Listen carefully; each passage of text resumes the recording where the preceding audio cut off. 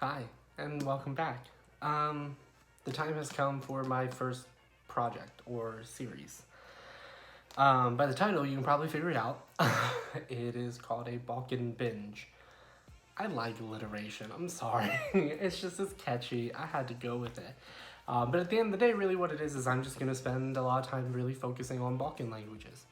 Um, I announced this earlier this week, back on Sunday, which was October 27th. Things got a little bit busy this week. I've studied some, but not a lot. So I'm really considering like now, which is the start of November, as the start of it. What does this mean? This means that I'm going to spend the next 2 months, if not more, but definitely till the end of 2019, maybe another 30 days or more, even beyond that, just working on Balkan languages.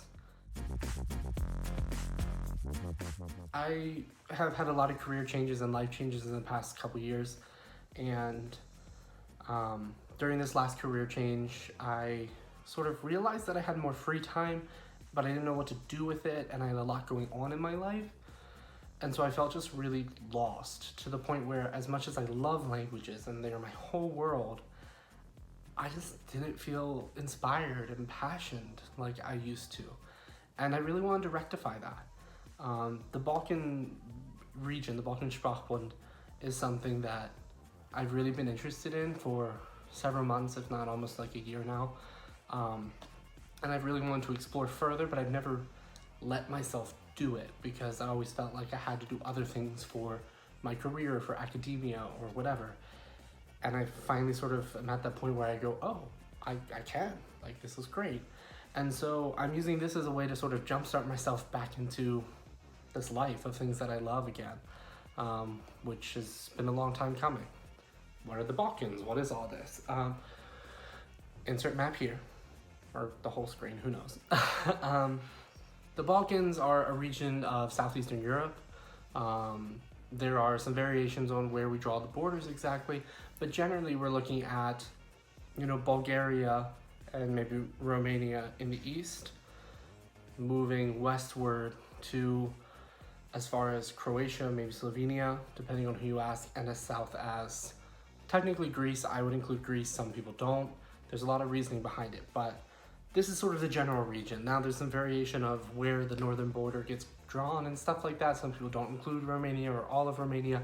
At the end of the day, it is what it is. This is what I'm working on. So what am I working on? There are several languages spoken in the Balkans, many more than what I'm actually going to study, but I have picked languages that are of great interest to me for various reasons, and so I'm going to just run through them. My number one priority language during this time is Bulgarian. I've been super interested in Bulgarian for months. I love Chalga.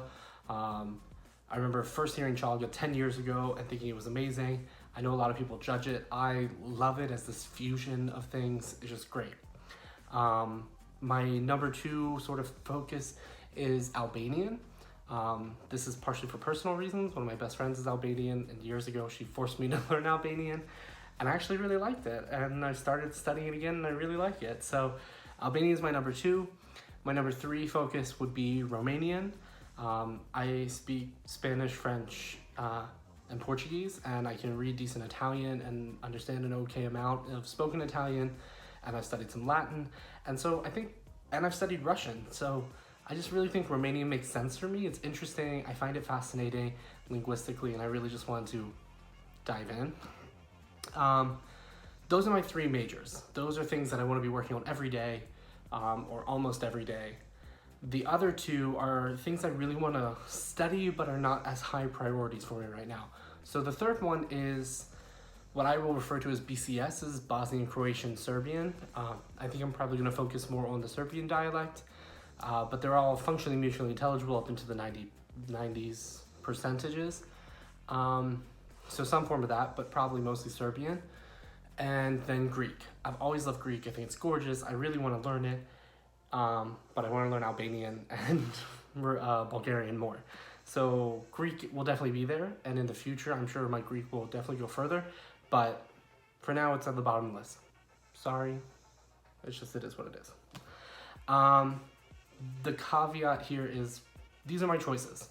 Some people say Romanian doesn't belong in the Balkans, whatever.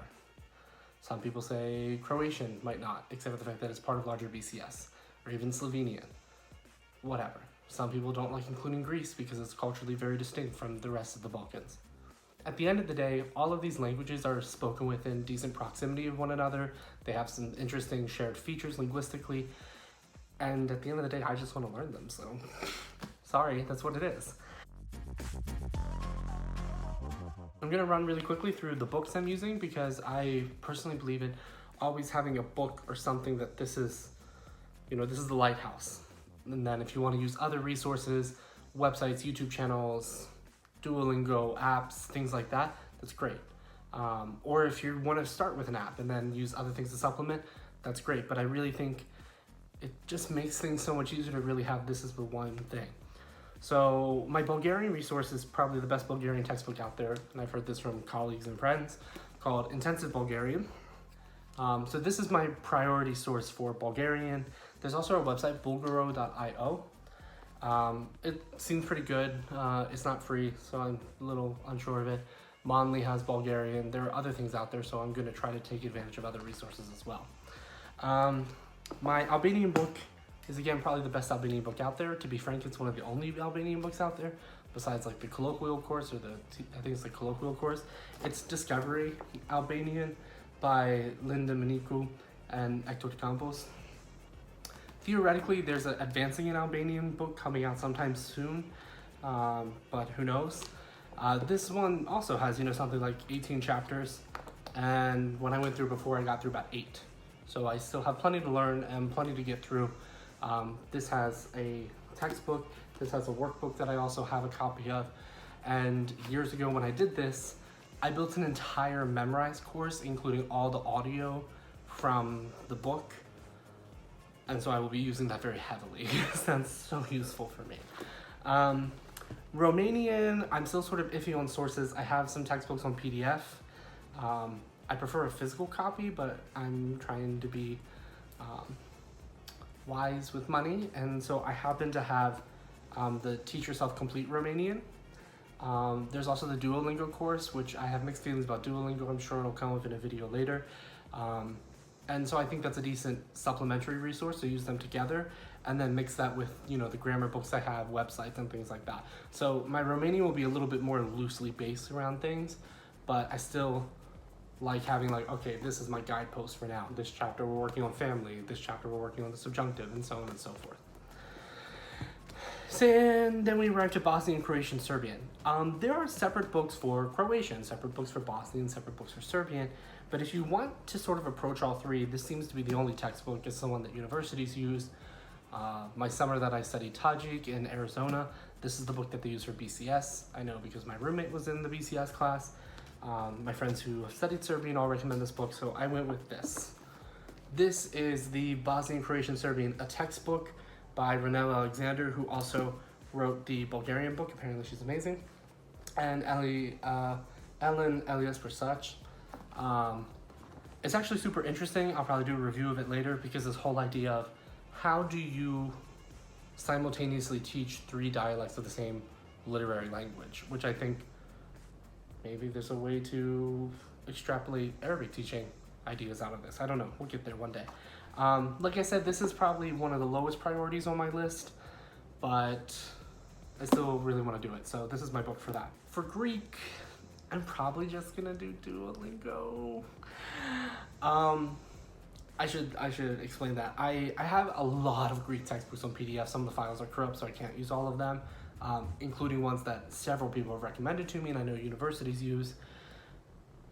The only one that I really liked, to be honest, is Greek Without a Teacher, which is a little bit dated, but it's really grammar heavy, which I love.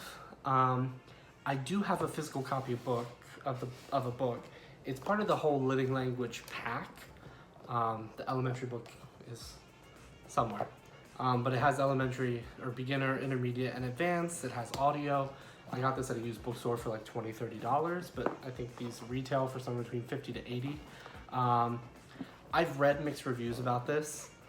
I flipped through and looked at the grammar. It's decent, but I'm not sure about the vocab and the real content. But again, because Greek is one of my lower priority ones, and I have a really good grammar book with the Greek Without a Teacher, I'm less concerned about if this is great, because between the Greek Without a Teacher and maybe Duolingo and then some other supplementary things, I can probably piece it together just fine, right? We'll see. So that's kind of it. To be completely frank, if you're not following me on Instagram or Facebook, if you don't have Instagram, you probably should. This isn't me trying to plug and get more followers, although I'm very close to 1,500, so... But on Instagram, I post almost daily updates about, okay, well, at the very least in my story, I have this little infographic that I'll insert here that pretty much says, did I study each language today or which ones, and what did I do? It's a way for me to keep myself accountable, and on there I'll probably do some Instagram story updates with some audio, and I'll have different posts about books or lessons or things. As far as the YouTube is concerned, honestly, the YouTube is better for bigger check-ins, so I will probably check in, I'm not sure about 15 days, but definitely probably after a month at 30 days, and then probably again at maybe 45 days, and then definitely at 60, maybe 75, and then probably at 90 if this goes that far. But at the very least, you'll get the 30 and a final, and we'll go from there. I've just been rambling now for a while, but I mean, if you have questions, comments, recommendations, by all means, please include them in the comments below, and I will read them and respond to them. I'm really looking forward to this on so many levels. Part of it is personal and this hope to really jumpstart my language study again by trying something new, and either exploring something new and pursuing it, or exploring something new, having that experience, but wanting to return back to my very sort of Middle Eastern and Semitic focused studies. But I'm also really excited just about, I don't know, I really like the Balkans. I find them interesting on a cultural level. I find them interesting on a linguistic level because I'm interested in language contact. And so I just really, there's so much language contact there. And so I'm really excited about this. And if any of you are studying any of these languages, by all means, message me, comment things, share what you have. At the end of the day, language learning is about community.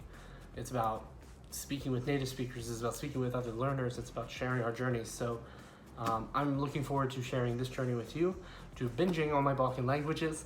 And yeah, so let's go. Haydi.